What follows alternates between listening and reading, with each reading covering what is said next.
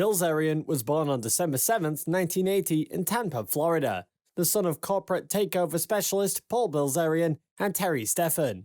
He is the brother of fellow poker player Adam Bilzerian. He is of Armenian descent through his father. His father was a corporate raider on Wall Street who set up trust funds for both his sons to live on.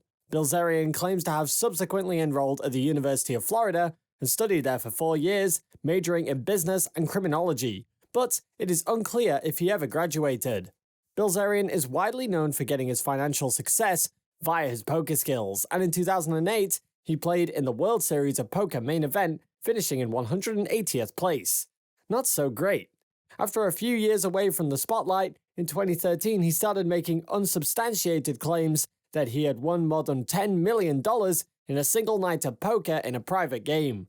The following year, he claimed a similar success, but this time stated that he had won over $50 million playing in a private poker tournament. There have been multiple interviews where Bilzerian vaguely describes these events, but never reveals who he won the money from or who was involved in these private poker games.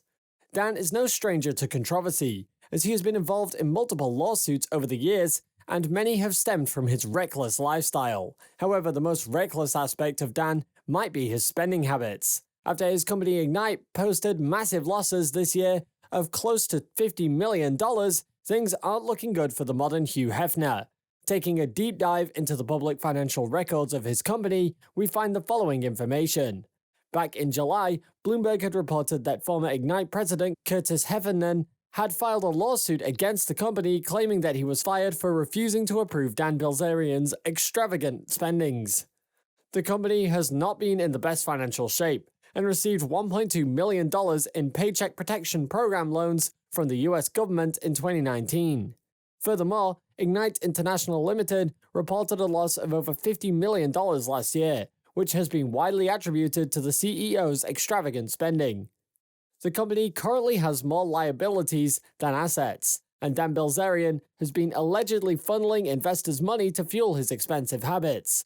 In addition, his massive LA mansion he has been renting for the past year has been vacated and is now back on the market. Could this mean what I think it means? The 39-year-old has widely been said to be a below-average poker player and has been criticized for his Casanova-like lifestyle, especially with younger women. Moreover, the company that he founded is basically bankrupt and at the same time owes over $40 million to investors. What most people don't know is that Dan comes from a family heavily involved in corrupt financial dealings.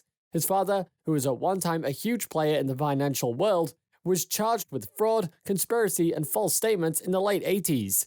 He escaped the eyes of investigators for years and was praised by his fellow employees and peers for his achievements.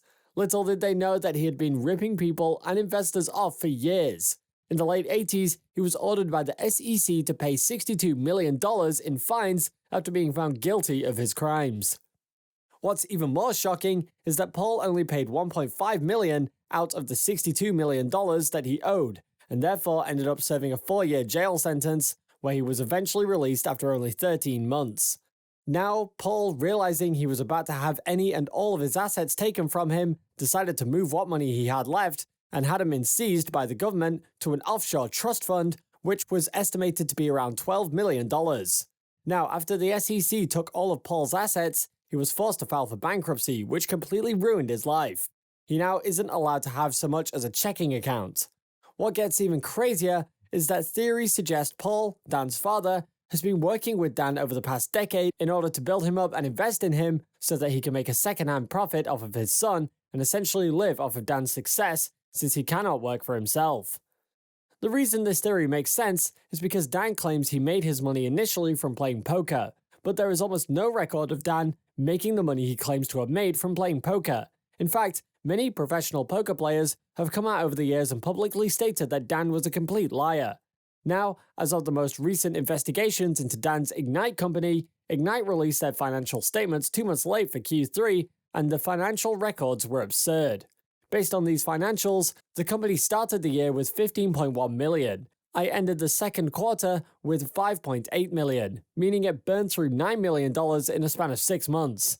That means it burns through $1.5 million every single month. In addition to the insane and reckless spending on behalf of Dan, the company experienced zero growth from the year before. Now, another telltale sign of trouble is that the main distributor for Ignite has been dissolved, which can only mean one thing. They aren't distributing any products and therefore aren't making any money. Eventually, Dan will have to answer for the reckless spending and irresponsible business's ethics that he has displayed. In the meantime, I suggest you subscribe to the channel so we can continue to update you on the drama that will be unfolding in the near future. Thanks for watching, and I hope you enjoyed this episode on Business Zone.